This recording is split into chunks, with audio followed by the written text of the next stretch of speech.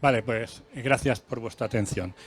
Vamos a ver, la Coordinadora Valenciana per la implicació racional, per la ubicació racional de les energies renovables, en este moment está conformada por 44 grupos de todo el territorio, que al margen de que estén grupos clásicos como Agro o la ESBO o Perlorta, la mayoría somos grupos, como es mi caso de Chiva, de comarcas que han visto que de la noche a la mañana han empezado a comprar terrenos, no sabemos quién los está comprando, y luego ya salen los proyectos, y básicamente en comarcas como Ayora y el Valle, Requenautiel, La Hoya de Buñol, se están planteando cantidad de instalaciones.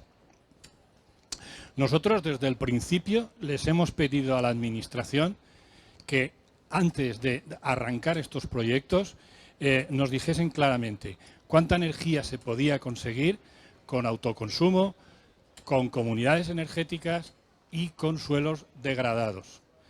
Esto de momento no ha sido así. Bien, es verdad que están saliendo ayudas para las comunidades energéticas, pero de momento le han puesto una autopista a las grandes plantas y un sendero, digamos, para el autoconsumo, y eso es una realidad.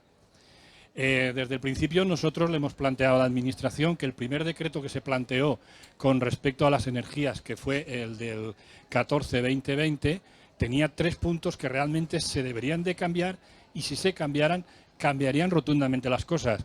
El primero es que los ayuntamientos no pueden decidir sobre los terrenos urbanizables. Si hay un proyecto, pasa por encima de las decisiones municipales. ¿Esto qué es lo que ha hecho? Lo que ha hecho es que muchos municipios hayan decidido poner lo que se ha llamado la moratoria de los ayuntamientos, que han dicho, hasta que todo esto no se aclare, todas las instalaciones, depende de los ayuntamientos, mayores de 5 o 10 megavatios, de momento no se deberían de poner. Esto ha hecho que la propia Administración haya tenido que sacar otro decreto intentando modificar esto. Esa es la primera cuestión. Los ayuntamientos no pintan nada a la hora de la ubicación y de los tamaños. La otra cuestión es que hay proyectos que están dentro de zonas protegidas o de la red Natura 2000, cosa que no debería de ser. Cuando, por ejemplo, Europa nos está diciendo claramente que de aquí al 2030 el 30% del territorio tiene que estar protegido. Y por último, hay una cuestión que está dando mucho problema con el tema de la agricultura, y es que existe el proceso de expropiación.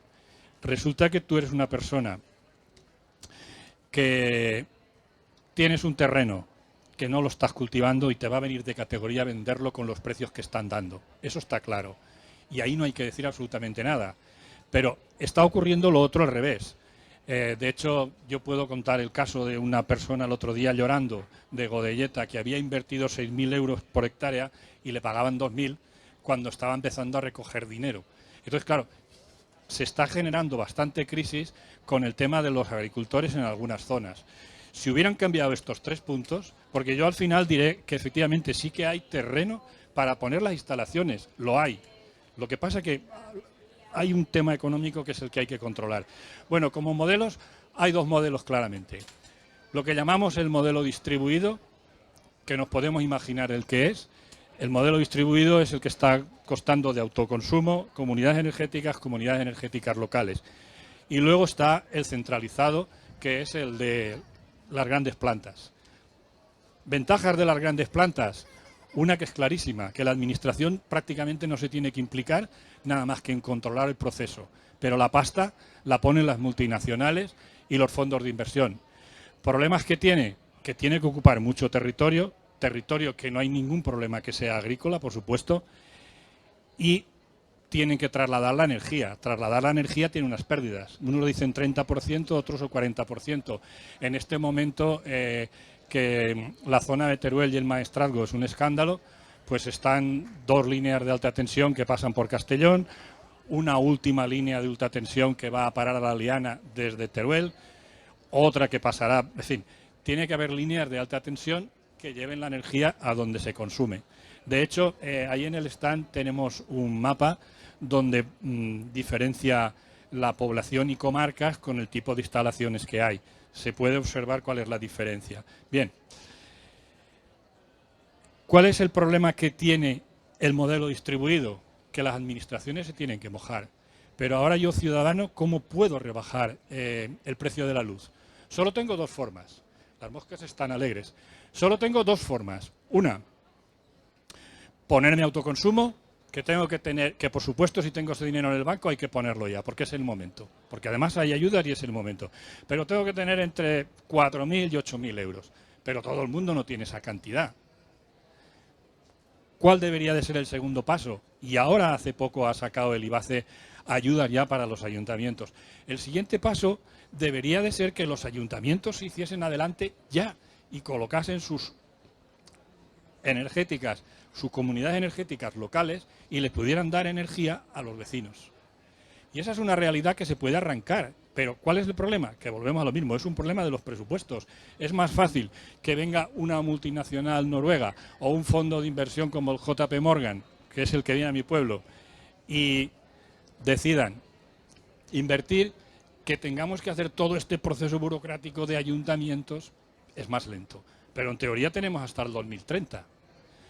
Luego, esa es la única diferencia que hay. ¿Plantas grandes tiene que haber? Sí. ¿Dónde? Esa es la cuestión. Que se pueda negociar dónde, pero plantas grandes va a haber. Porque hay que tener en cuenta una cosa, y es el gran peligro que tenemos, y es que en este momento ya se ha decidido que nosotros vamos a ser productores de energía para Europa. Muy bien. Si la energía, pongamos por caso de la olla de Buñol, va a acabar trasladándose hacia el norte, esa energía se va a pagar a precio de mercado. No va a ser un precio más barato, va a ser precio de mercado, el que sea. Y van a poder pagar más unos países que otros. Son cuestiones que realmente como ciudadanos tenemos que tener claras. Bien, hay un estudio del IBACE, estudio oficial de la consellería concreta donde depende la energía, que dice claramente que podemos conseguir con autoconsumo y comunidades energéticas 14.000 megavatios. Tener en cuenta, estoy hablando de fotovoltaico solo, tener en cuenta que el decreto nuestro dice que de aquí al 2030 tenemos que conseguir 10.000 de fotovoltaica. Vale, ese estudio, pues no paran de pegarle caña y decir que es muy complicado, que no puede ser, que cuando realmente debería de ir delante. Y voy a acabar. Pronto saldrá un estudio del Observatorio de la Sostenibilidad. Miro esto porque tengo aquí las fechas, ¿vale? Ellos han hecho un estudio de qué posibilidades habría en terrenos que no fuesen protegidos, sacando Red Natura 2000, de alguna manera controlando suelos degradados, vale. Y solo si en este momento la administración le dijese a estas empresas, mira, en canteras en este momento tienes 5.000 hectáreas que te dan 3.000 megavatios, ponerlas ahí. Está Buñol, hay un caso emblemático, que es el del Villar. El Villar es el pueblo más destruido que hay en esta comunidad por las canteras. Tiene plantas fotovoltaicas planteadas, pero las tiene en la zona de regadío, no en las canteras. Pero con las mismas, alguien podría decirle, ahí tenéis esas hectáreas, empezar ahí. Concretamente allí son hectáreas encaradas al sur, no todas pueden ser. Red viaria. Resulta que no se pueden tocar las autopistas. ¿Por qué? Porque es caro. Sin embargo, Suiza ya lo ha decidido. Alemania están haciendo proyectos. Es caro. Y como es caro, no lo van a hacer. Pero con las mismas podrían decirle a esas empresas, ahí tienes 300 kilómetros de autovía, organízate la vida. Ferrocarril, bueno, las autovías darían 663 megavatios. Estoy hablando de un estudio que tiene que salir ahora, que es muy parecido al del IBACE. Canales, Navarra ya está en el tema. Canales hay 400 hectáreas, 235 megavatios. Suelo industrial de polígonos industriales que ya no estoy hablando de los techos, estoy hablando de suelos que tienen polígonos industriales, que están desaprovechados. 2.542 hectáreas, 1.495 megavatios. Nada más con esto, que sí podría la administración hacerlo, porque no es lo mismo que los tejados. Que los tejados yo entiendo que es un proceso diferente. O otra cuestión que voy a plantear ahora. Aquí salen justamente la mitad, 5.500 megavatios. Sí hay posibilidades de hacer las cosas diferentes, las hay. pero se tienen que tomar decisiones por parte de quien las tiene que tomar. Claro, luego están los tejados, que el proyecto habla de que se pueden sacar 15.000 megavatios, pero yo entiendo que esto es un proceso lento y más complicado. Y luego hay otro que es el de los suelos desnudos, que son suelos que en este momento no tienen, por ejemplo, ningún problema con las aves, ni tienen productividad. Ahí, si eso se pusiera en marcha, que es muy difícil, por la sencilla razón de que los suelos degradados es una finca aquí, una finca aquí y una finca aquí, pero posiblemente esas fincas a los ayuntamientos sí que les interesarían. Ahí, según este estudio, saldrían perfectamente 16.000 megavatios. Por terminar, ahora se juegan muchas cosas. El cambio climático está claro que ya lo tenemos aquí y hay que hacer algo. Se puede obtener la energía de otra manera. No quiero decir que no tenga que haber plantas grandes, pero es el momento de que la energía se ponga en manos de las personas y no de unos fondos de inversión que son de China, que son de Estados Unidos, que son de Noruega, porque yo lo que tengo claro es que esos a mí no me van a abaratar para nada mi recibo. Muchas gracias.